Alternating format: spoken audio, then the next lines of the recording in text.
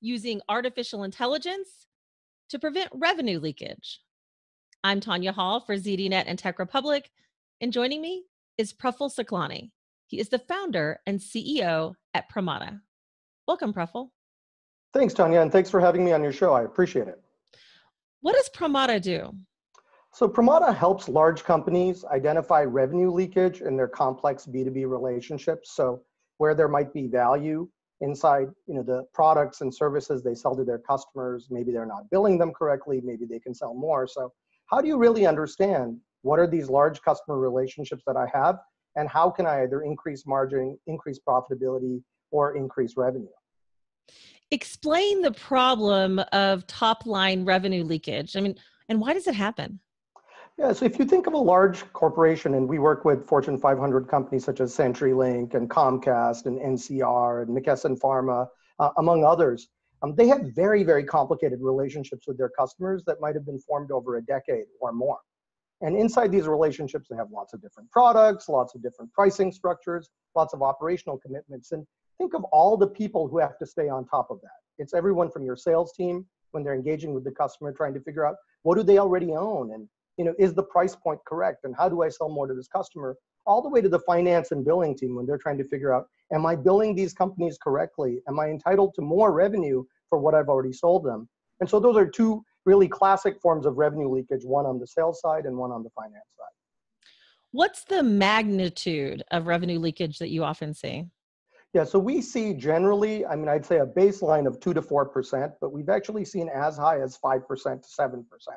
And I think what drives that is really the complexity of the relationship. So if a company has acquired a lot of other companies, or if they've changed their product strategy along the way, so maybe they're going from an on-prem license-based technology solution to a cloud-based solution, it's really difficult to keep track of all of these different factors in the commercial relationships as they go through those transitions and transformations. How does machine learning and artificial intelligence help prevent revenue leakage? And how does AI rely on human assistance to be effective? Yeah, so when you look at revenue leakage, you have to go down to the source data of where can I actually find out what this customer owns, what they've committed to, and what my performance is against those commitments. And a lot of that information lies in unstructured sources, such as commercial documentation like contracts and statements of work and order forms. And if you're a company that's been around for a long time, you probably have thousands of different formats of contracts. And you probably signed contracts that aren't even on your own paper. They're on the customer's paper.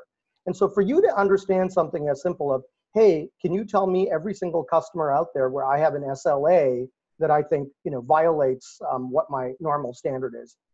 The default way to do it is actually to spend thousands of hours of time pouring through all these documents. And with machine learning, you can very quickly use patterns to identify, hey, I think these might be the areas where there's some leakage because of the fact that I'm over-servicing or under-servicing my existing customers. But just machine learning isn't enough, because machine learning may be able to tell you, hey, there's something weird going on in this particular document or in this particular relationship. But to get it to a point of where it's actionable, you need to normalize that information. You need to put that information in some kind of a form where it's useful either to a support agent, to a finance person, maybe a salesperson. And so there's a sequence of steps that are required to ensure that it's accurate and that it's usable. And invariably, machine learning only gets you part of the way there. Will AI always need ongoing human assistance, or will it outgrow the need? And what humans? Yeah, so it's a really, I think this is one of the great questions of our time. And so I think where AI is right now is it can take over lots of really manual brute force tasks in a fraction of the time if you understand what you're trying to get at. So there's a misconception in the industry, or maybe in the general public, that AI is like some kind of a brain and just point it to something and it'll figure out everything. But the first thing you have to ask is, okay, what do I need to do as a business? Okay, so if the question is, oh, I need to figure out, oh, which customers can I sell more to because they've only bought 2 of my products and there are 2 of my products they haven't bought. So what AI can do is AI can actually look across all of your relationships and say, based on the commercial documentation, we think these customers have bought all of these products, and they can start to assemble that. But then to tie that into your sales strategy, to tie that into your commercial strategy, that's where other technologies, perhaps rules-based engines, perhaps different kinds of tooling comes into play. And so I'd say humans who know how to correctly use the ingredients of AI to accomplish a business objective, that's going to be the highest value add skill, because it's only part of an overall picture. And AI will always have gaps because the information is either unreadable or it gives you a result that's unclear. It's not perfect, and you need to fill those gaps in order to make business decisions. So that goes to one of the myths about the capabilities of artificial intelligence and big data. Are there any others? I think, the other big myth is that it's something that you need PhDs to take advantage of, and it's the most complicated thing in the world. I mean, I think if you're trying to build a self-driving car, definitely go and hire PhDs.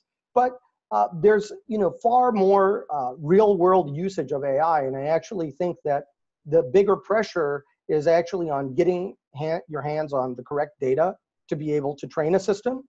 And the other big issue is knowing what you want to do so that you get the right data in the first place and you train the system correctly. So building AI algorithms and actually the PhD of those internals, that's important for some use cases, but probably not for 90% of the stuff that people are trying to do. What's more important in that case is, do you have access to the correct data that you can actually use to train even well-known algorithms or well-known AI mechanisms that are out there? How do you test for accuracy?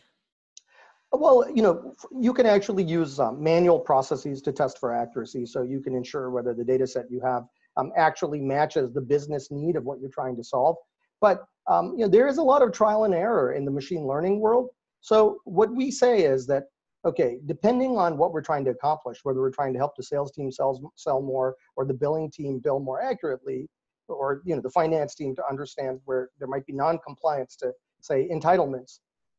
Once you understand that, it gives you a much better idea of the narrow data set you need to solve that problem. So this is actually another big misconception, is more data is not necessarily better data for solving these specific problems. So for you to understand where can I sell more because of white space, you don't need 100 pieces of data across 100,000 customers. What you need is 5 or 10 pieces of data that are 99% accurate. Do you see what I mean? And so once you narrow down the problem of what you're trying to solve, then you can actually narrow down your data problem and not be out there trying to wrangle terabytes and petabytes of data, when actually maybe there's one measly gigabyte of data that could actually unlock your problem if it was correctly defined. Praful Saklani, founder and CEO at Pramata. If somebody wants to connect with you, maybe they want to find out more about the work that you're doing, how can they do that? Yeah, so they can definitely reach me on LinkedIn. They can go to our website, www.pramata.com. And my personal email is praful@pramata.com. Pretty simple. Thanks for joining me, Praful. Thank you for the time, Tonya. I really appreciate it. And if you want to connect with me, maybe you want to find more of my interviews, you can do that right here on ZDNet or Tech Republic, or go to my website, tonyahall.net. I've got links to all my social sites. Thanks for watching.